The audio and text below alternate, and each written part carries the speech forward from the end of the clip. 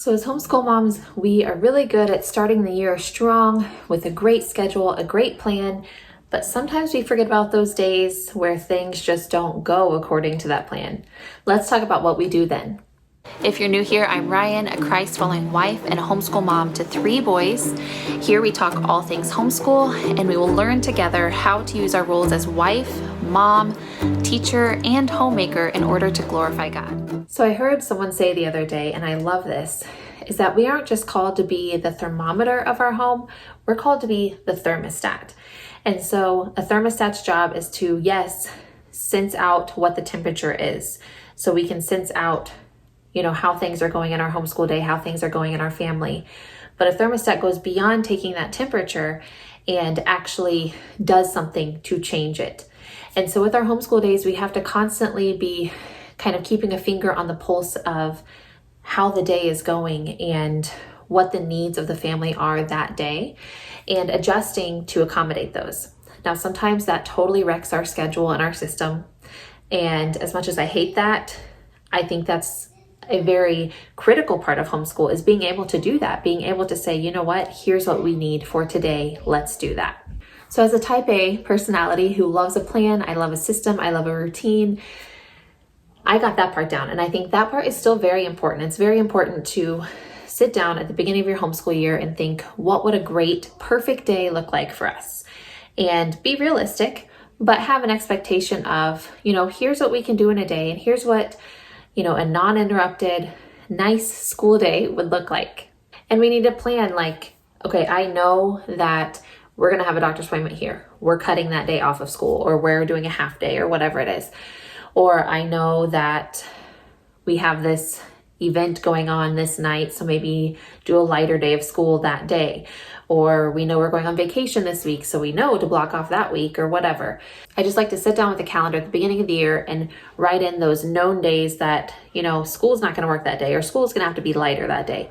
And that will help you a lot to not go scrambling the day of thinking, should we do school? Should we not? Should we try to cram? Should we try to just blow the day? That'll help you plan ahead on what a realistic expectation for that day would be. But what I'm talking about today is those unplanned days where it's like, I wasn't expecting to take a kid to the doctor today, or, I wasn't expecting to have to go run this extra errand, or whatever the case may be. And something very important that I have learned over the years of homeschooling is that your homeschool time is important and it should have boundaries around it. I've had well-meaning people who just don't really think things through, just assume that, you're a stay-at-home mom. Then, I can call you anytime and ask you to come to coffee, or I can ask you to watch my kids or run this errand with me or XYZ. And there's times when that is totally fine, but I had to start setting boundaries and saying, look, we're not getting our school done because I'm being asked to go places and do things. And some of those are fun things. It's not that people are, trying to use me. But I need to put a boundary around our school days and say, there's a certain amount of stuff we have to get done, and I can't say yes to everything. But then, it took me a few years to learn that. But then I almost got too rigid where I was like, nope, it's a school day. I can't do that. I can't do that. I can't do that. And the Lord was like, part of the reason you're homeschooling, Ryan, is so that you can teach your kids not just academics and not just Bible, but you can teach them how to live day in and day out. So some days the best schooling that we can do is to leave our house and to go serve someone. It can be, to serve someone by watching their kids for the day. Or sometimes the best schooling we can do is to put the books away and go spend time with each other and to work on hard issues with one another.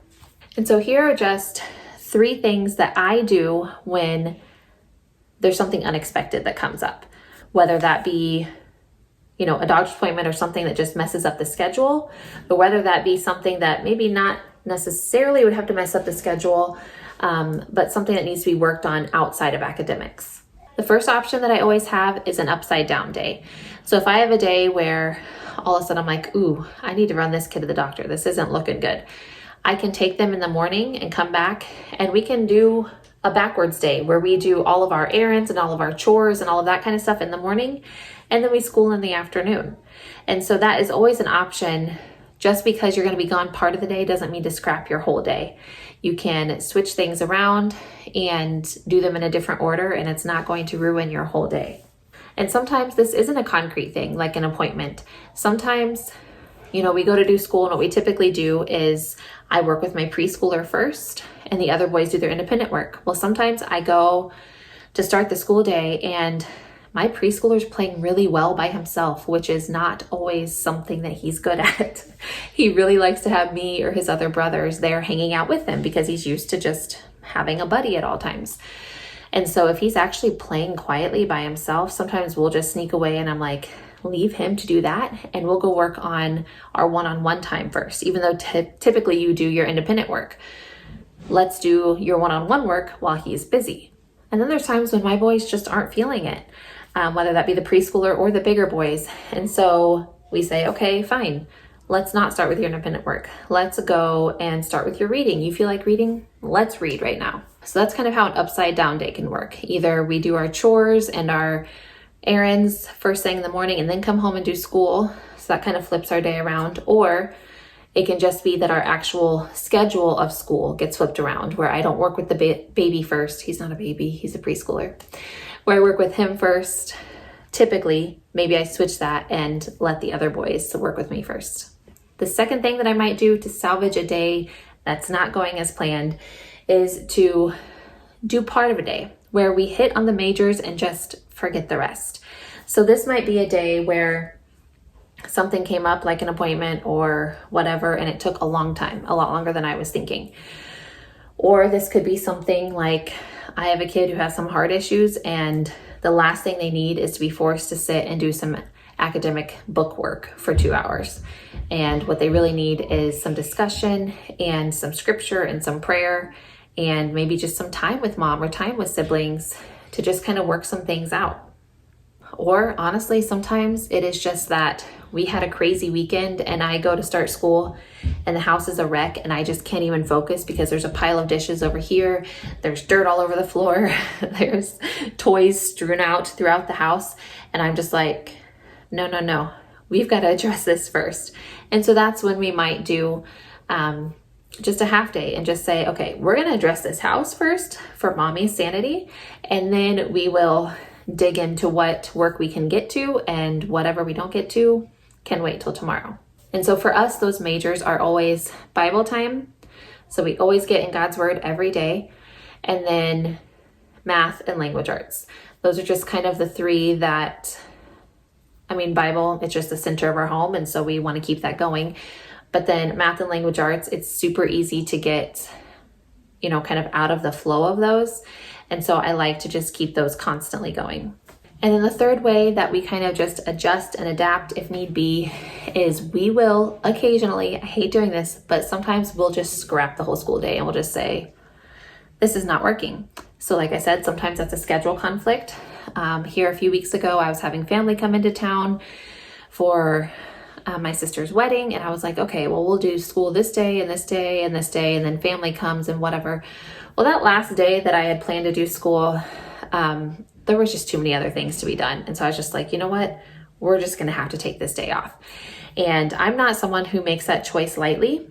I know there's some friends and some other homeschool moms that it's like, oh, I think maybe we should take the day off.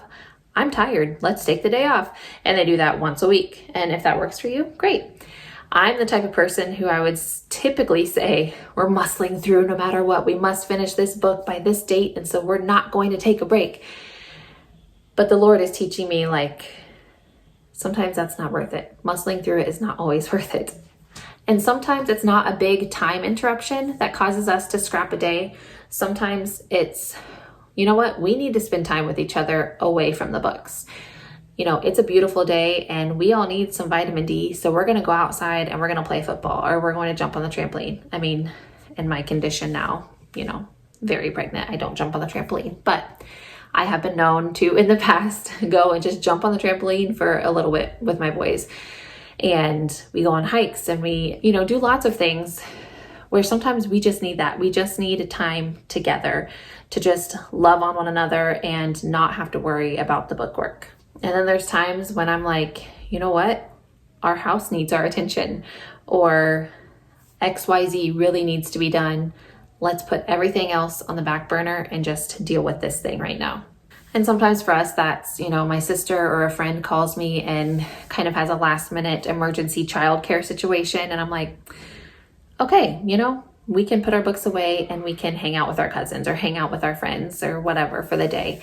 And, that's part of homeschooling, is teaching your kids how to serve other people. And so, like I said, it's just very important to be that thermostat of your home, to know the needs of your family and to adjust accordingly, to know when it's time to, I know we're tired, but we're going to just buckle down and finish out this school day.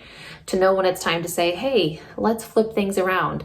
Or when it's time to say, just forget it. School's not as important today. We have other things that are far more important. So hopefully that was helpful in leading you on how to deal with those unexpected, upside down, crazy days that happen sometimes. Comment down below, what are some of your ideas on how to save a day that doesn't go quite as planned? My next video is going to be another biblical womanhood video, and I always love the interaction that you guys have with me in the comments after those. So please be on the lookout for that. If you haven't subscribed already, I would very much appreciate it, and I will talk to you next time. Bye.